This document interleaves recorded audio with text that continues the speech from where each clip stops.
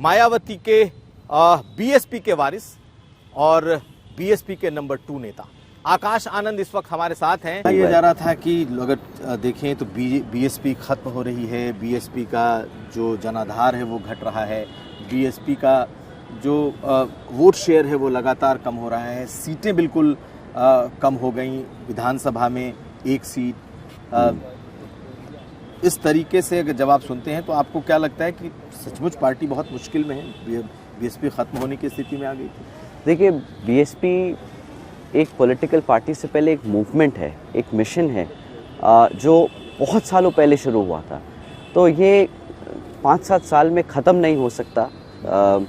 Politically अगर हमारी सीटें कम या ज़्यादा आती हैं, हाँ उसका इम्पैक्ट पड़ता है हमारे वॉइस पे, हमारे पार्लियामेंट्री उस पे। बट आई फील दैट कि अगर थोड़ा सा काम में करेक्शन का ज़रूरत है, एंड आई थिंक आने वाले 5-7 सालों में आप बीएसपी को वहाँ देखेंगे जहाँ पे बीएसपी कुछ साल पहले हुआ करती थी। जब भी बीएसपी की बात होती है तो बीएसपी के साथ एक चीज चिपक जा रही है जी, और वो चिपकती है ये कि बीएसपी जो है वो बीजेपी की बी टीम हो गई। आप भी इस बात को लगातार सुनते होंगे। हाँ।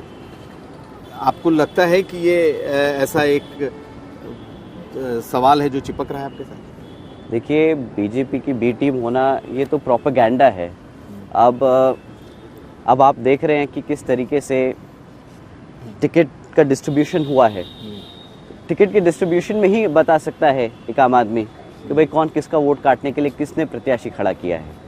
हमें नहीं लगता कि अगर कोई समझदार आदमी है जो चीज़ों को, पॉलिटिक्स को थोड़ा सा भी समझता है, वो हम पे ये टैग लगाएगा।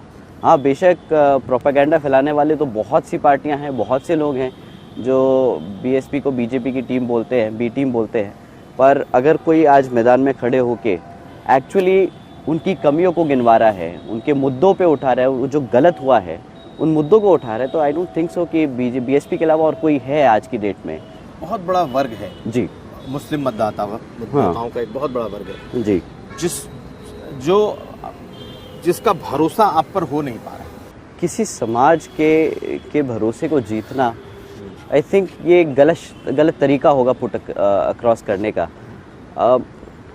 उस समाज को समझना होगा कि भाई उस पर जब अत्याचार हुआ तो किसने आवाज़ उठाई, किसने उनके लिए काम किया, किसने उनके लिए काम नहीं किया। जब भी कहीं गलत होता है, जब भी कोई चीज़ गलत डायरेक्शन में जाती है, तो उसको हाईलाइट करना, उसको लोगों के सामने रखना, उसके लिए लड़ना बहन जी ने करा है। तो मुझे लगता है कि समाज को अब वो धीरे धीरे चीज़ दिख रही है। और ऐसा नहीं है कि मुस्लिम समाज अनपढ़ है, वो पढ़ा लिखा समाज है, तो वो भी देख रहा है कि कौन उनके साथ है और कौन उनके खिलाफ है। नहीं, कई बार बीजेपी से अलाइन करना कहीं लगता है कि आप लोगों की ऐतिहासिक भूल जैसी रही, नहीं जाना चाहिए था बीजेपी के साथ, नहीं तो शायद आज ये स्थिति नहीं होती। बिल्कुल नहीं, बिल्कुल नहीं। हम कभी ऐसा नहीं है कि हम किसी से अलाइन नहीं होते। हम इलेक्शन हमेशा अपने बलबूते पे लड़ते हैं, अपने लोगों के इंटरेस्ट के लिए लड़ते हैं, उनके फ़ायदे के लिए लड़ते हैं। पर एक बार अगर हमें मौका मिलता है कि हम सत्ता तक पहुंच जाए तो हम अपने लोगों का फ़ायदा कर सकते हैं। तो उसका सत्ता तक पहुंचने के लिए चाहे किसी का भी इस्तेमाल करना पड़े हमें, किसी भी पार्टी का, हम उसका इस्तेमाल करते हैं। तो ये आपके साथ आज भी है कि कल को अगर फिर सत्ता में पहुंचने के लिए बीजेपी की ज़रूरत पड़ेगी तो आप बीजेपी का साथ ले सकते हैं? ये ज़रूरत नहीं पड़ेगी, हम इस्तेमाल करते हैं। हमें ज़रूरत नहीं पड़ती किसी भी। हमारा समाज अपने आप में बहुत काबिल है, बहुत मजबूत है। हम लोगों का इस्तेमाल करके, हाँ, सत्ता की चाबी अगर ले सकते हैं हम ज़रूर लेंगे। तो आप ये कह सकते हैं कि बीजेपी के साथ आप कभी हाथ नहीं मिलाएंगे, या सत्ता की चाबी के लिए जब ज़रूरत पड़ेगी तब हम इस्तेमाल करेंगे? देखिए, सत्ता की चाबी के लिए हम जिससे भी हाथ हमें मिलाना पड़े उस समय हम मिलाएंगे और अपने लोगों के लिए काम करेंगे। जब आपको अपनी सत्ता हाथ में लेनी होगी, हमें आपका मतलब कहने का मतलब है कि जब आपको सत्ता अपने हाथ में लेनी होगी, हाँ, आप सत्ता में आने वाले होंगे, तब आपको जरूरत पड़ी तो आप बीजेपी का इस्तेमाल कर सकते हैं? किसी का भी इस्तेमाल कर सकते हैं जो हमें सत्ता तक पहुंचा दे। तो एक नाम इन दिनों उभर कर आ रहा है, वो है चंद्रशेखर आजाद का। चंद्रशेखर आजाद रावण भी लोग उन्हें कहते हैं। क्या आपको लगता है कि वो आपके प्रतिद्वंदी के तौर पर सियासत में उभर रहे हैं? मेरी कंसर्न चैलेंज या किसी के कोई तरीके किसी का उठ के आवाज़ उठाना कोई चैलेंज नहीं है, कोई कंसर्न नहीं है। आई एम श्योर अगर कोई पॉइंट रेस करे गए हैं तो वो कोई वैलिड रीज़न के लिए ही करे गए होंगे।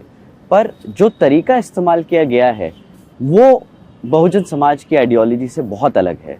उससे नुकसान ज़्यादा होता है, फ़ायदा कम होता है। आप चाहे मानेवर साहब को देख लीजिए, मानेवर साहब ने एक बड़ा फेमसली बोला था कि मैं सड़क पे उतर के आंदोलन नहीं करता, मैं लड़ाई झगड़ा नहीं करता, क्योंकि मेरा काम सोच के अपने समाज को आगे बढ़ाने का है।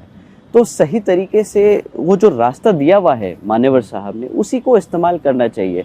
आप जैसे जानते हैं कि अगर हम सड़क पर उतर के झगड़ेंगे, गवर्नमेंट से झगड़ेंगे, सिस्टम से लड़ेंगे, तो उसमें क्या है, हमारे समाज के पास इतना पैसा नहीं है, इतनी ताकत नहीं है कि वो अगर उन पर कोई मुकदमा हो जाए, कोई केस हो जाए, तो वो अपना घर का खर्चा चला ले। There is a lot of challenge in that method, the way he is done it. हमें लगता है कि राजनीति एक शतरंज की खेल की तरह है, उसको सोच समझ के खेला जाता है, ऐसे लड़ झगड़ के नहीं। तो उसमें हमारे समाज का नुकसान ही हुआ है, और हम उम्मीद करते हैं कि हमारे समाज के सभी साथी लोग, ना कि खाली युवा, बड़े बुजुर्ग भी हमारे इस चीज़ को समझने की कोशिश करेंगे और सही रास्ता अपनाएंगे। इसलिए मैंने ये सवाल पूछा क्योंकि नगीना में आपने जिसे मैं कह रहा हूँ कि चंद्रशेखर ब्रांड ऑफ पॉलिटिक्स, उस ब्रांड ऑफ पॉलिटिक्स को आपने सीधा चैलेंज किया और कहा कि ये आपकी राजनीति का रास्ता नहीं हो सकता। देखिए, हमने चैलेंज मैं कोई नेता थोड़ी ना जो उठ के आज बोल रहा है कि ये गलत तरीका है। ये मान्यवर साहब ने भी हमें तरीका बताया कि क्या फॉलो करना है। बहन जी ने वो फॉलो करके दिखाया और 4 बार उत्तर प्रदेश में सरकार बना के दिखाई है। सरकार बनाकर क्या काम हो सकता है वो हमारे सभी लोगों ने देखा है। यूथ की बात हो रही है, हर तरफ से यूथ लीडरशिप आ रहा है। कांग्रेस में राहुल गांधी हैं, अखिलेश यादव हैं, आप हैं, बीजेपी भी अपने यूथ लीडरशिप को डेवलप कर रही है। तो कोई ऐसा यूथ कनेक्ट आपको कांग्रेस की तरफ से नहीं दिखता है? देखिए, समाजवादी पार्टी में यूथ आई थिंक 45 प्लस है और कांग्रेस में यूथ आई थिंक 50 प्लस चल रहे हैं। यूथ का डेफिनेशन सबको एक बार समझना चाहिए कि क्या है। लोग कह रहे हैं कि आकाश आनंद 2027 का चेहरा है, 2027 की तैयारी है, 2024 तो झांकी है। तो क्या माना जाए, 2027 में आप मुख्यमंत्री का चेहरा होंगे? 2027 की तैयारी आपकी कैसी है, क्या अलग होगी या किस तरीके से होगी? जब तक बहन जी अपना आदेश नहीं देती तब तक वही हमारी नेता, वही हमारी मुख्यमंत्री, वही हमारी प्रधानमंत्री, वही हमारी देवी हैं। तो हम उनके लिए काम कर रहे हैं और जब तक वो हमें इजाज़त देंगी, ये भी मैं क्लियर करना चाहता हूँ, जब तक वो हमें इजाज़त देंगी तब तक हम मूवमेंट के लिए, पार्टी के लिए काम